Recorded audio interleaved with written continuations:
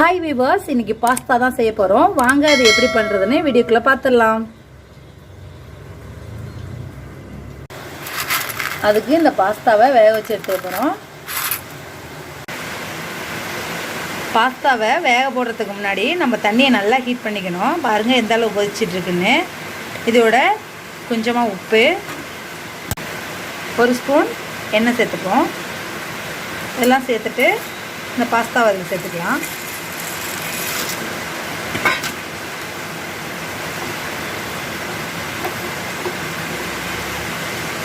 இது நல்லா வேகட்டும்.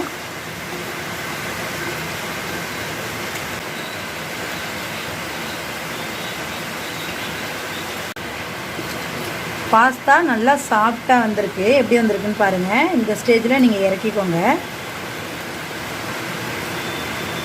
இப்போ இதை வடிகட்டி வச்சுக்கிறேன்.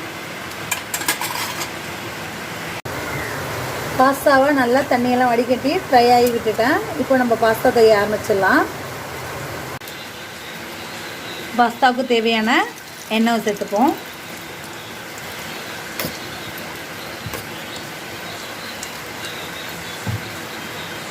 எண்ணெய் நல்லா சூடாயிட்டு இப்போ பொடியாக நறுக்கி வச்சுருந்த பூண்டை சேர்க்க போகிறோம். அதேமாரி பொடியாக நறுக்கி வச்சுருந்த இஞ்சி,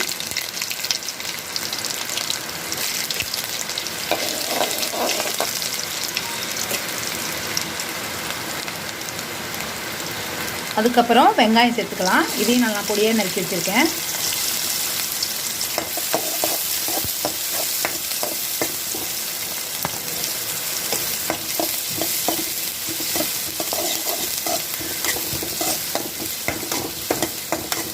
இது நல்லா வதங்கட்டும்.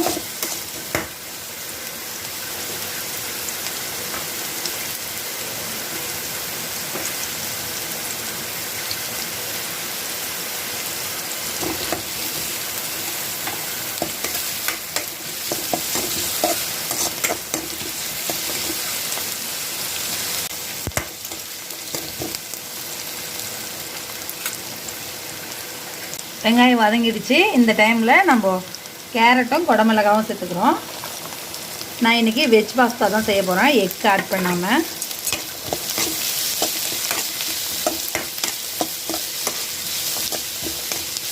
பாருங்கள், பார்க்கவே எவ்வளோ கலர்ஃபுல்லாக இருக்குன்ட்டு.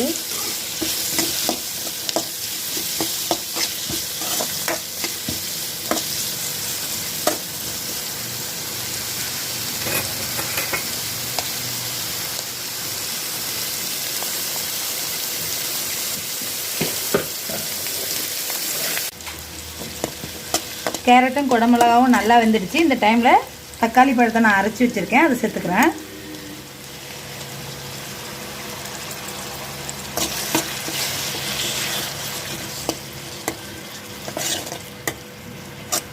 தக்காளி பழத்தோட பச்சை வாசனையெல்லாம் போகணும். அதுக்கப்புறம் நம்ம மசாலா சேர்த்துக்கலாம்.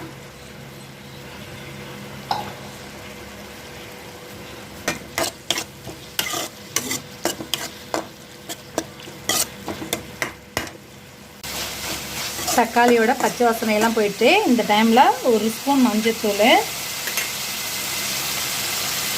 தனி மிளகாய்த்தூள்,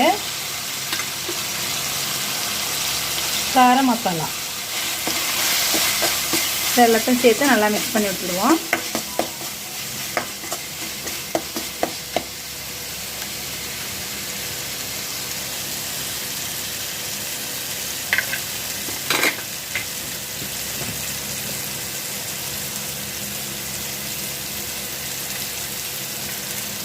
நான் இது கூட பாஸ்தா சாஸ் சேர்த்துக்கிறேன்.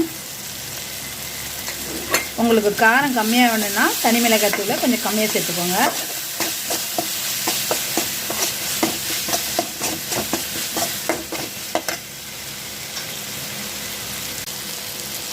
இந்த மசாலாவுக்கு தேவையான உப்பு, ஆல்ரெடி நம்ம பாஸ்தாவை உப்பு போட்டு தான் வேக வச்சு எடுத்துருக்கோம். உப்பு போட்டு நல்லா மிக்ஸ் பண்ணிக்க வேண்டியதான். அவ்வளோதான், மசாலாலாம் ரெடி ஆகிடுச்சு. நம்ம பாஸ்தாவை சேர்க்க போகிறோம்.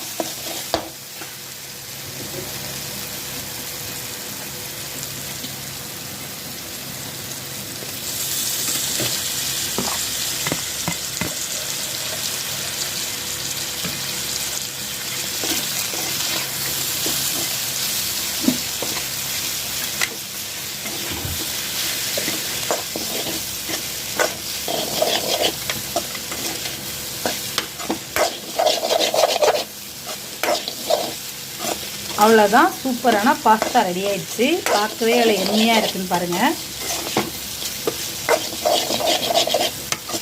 ஃபைனலாக கொத்தமல்லி தழை தூவி இறக்கிக்க வேண்டியதான்.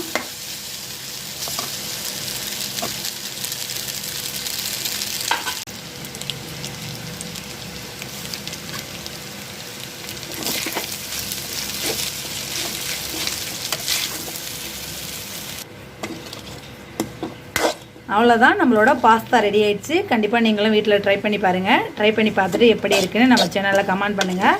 இந்த வீடியோ பிடிச்சிருந்தா நம்ம சேனலை சப்ஸ்கிரைப் பண்ணிக்கோங்க. தேங்க்ஸ் ஃபார் வாட்சிங்.